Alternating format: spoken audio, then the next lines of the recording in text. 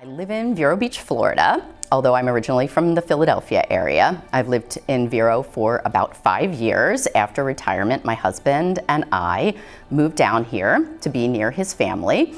And overall, we are very active. We're both surfers. I'm an avid cyclist and I love hiking. Pretty much anything outdoors other than scary mountain climbing, I love to do. It's a big part of my life.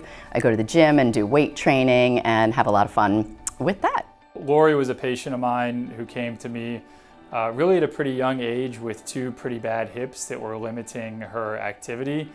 She's a very active individual. I know she enjoys surfing, she enjoys hiking, and she felt like her hips were painful to the point that she was limited in her ability to do those things.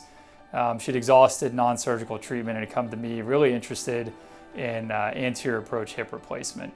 I had 2 total hip replacements with Dr. Lawrie. I was quite frightened about that. Being 56 years old, it was nothing that I had expected I would have to do at this age. And I associated it with people who were older, and they're big joints in your body. They're critical joints for anything from walking to the surfing that I do. So there's been a variety of advances over the years in hip replacement surgery, both in the implants that we use as well as in the actual surgical technique we use to do the surgery.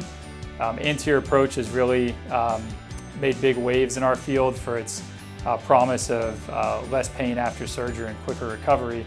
And beyond that, recently what we're seeing is advent of several enabling technologies that help us as surgeons do the surgery more reproducibly and more precisely. And one of those technologies that we use was computer-based navigation for Laurie's surgery. And what that allows us to do is in surgery use the fluoroscopic x-rays that we take as we're working and have a computer actually analyze them for us. So it can improve our precision in placing the components as well as getting things like the patient's links of their legs precise within 2 millimeters. I would say that Dr. Lawrie's work and surgery on me has completely given me my life back. That's amazing.